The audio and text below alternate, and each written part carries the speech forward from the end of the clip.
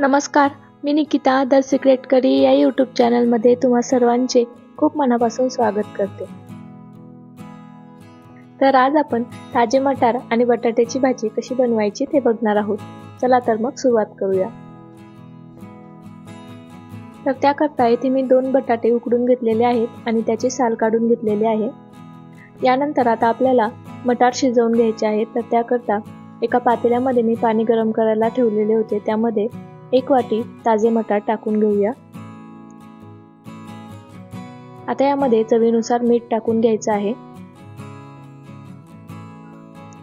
आणि हे मटार शिजवून घेऊया।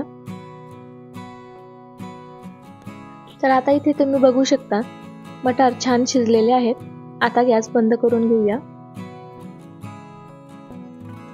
यानंतर आता एका कढईमध्ये 3 ते 4 चमचे तेल टाकून घ्यायचं आहे। आता यामध्ये अर्धा चमचा मोहरी आणि अर्धा चमचा जिरे टाकून घेऊया।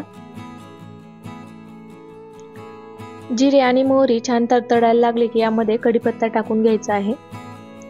यानंतर यामध्ये एक बारीक चिरलेला कांदा टाकून घेऊया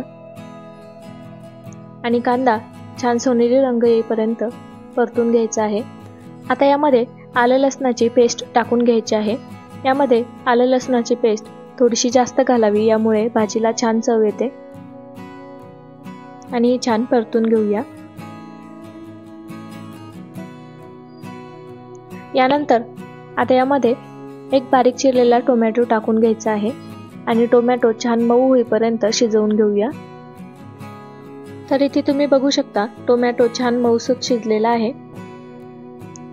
आता यामध्ये पाव चमचा हळद, 1 चमचा धनेपूड, 1 चमचा लाल तिखट आणि पाव चमचा पावभाजी मसाला टाकून घेऊया आणि हे छान मिक्स करून घ्यायचं आहे। आता हे मसाले करपू नयेत म्हणून यामध्ये थोडंसं पाणी टाकून घ्यायचं आहे आणि लो फ्लेमवर हे मसाले छान शिजवून घ्यायचे आहेत। आता याला छान तेल सुटलेलं आहे। आता यामध्ये बटाटा अशा प्रकारे हाताने मॅश करून टाकून घ्यायचा आहे।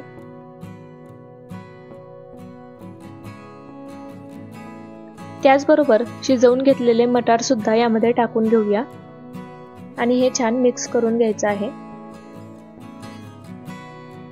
आता आपल्याला यामध्ये पाणी टाकून घ्यायचं आहे। तर इथे तुम्हाला कितपत रस्सा पातळ किंवा घट्ट हवा आहे त्यानुसार तुम्ही पाणी टाकू शकता। आता यामध्ये चवीनुसार मीठ टाकून घेऊया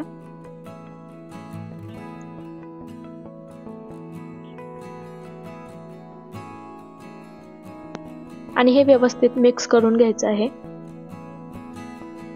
त्याचबरोबर बारीक चिरलेली कोथिंबीर सुद्धा यामध्ये टाकून घ्यायची आहे आणि आता यावर झाकण ठेवून 5 मिनिटं ही भाजी छान शिजवून घ्यायची आहे। तर आता इथे आपली मटार बटाट्याची भाजी तयार झालेली आहे। तर ही भाजी घरी नक्की करून बघा आणि आजची रेसिपी तुम्हाला कशी वाटली हे कमेंटमध्ये नक्की सांगा। जर रेसिपी आवडली असेल तर लाईक करा, शेअर करा आणि अशाच छान छान रेसिपीजसाठी द सिक्रेट करी या यूट्यूब चॅनलला सबस्क्राईब करायला विसरू नका।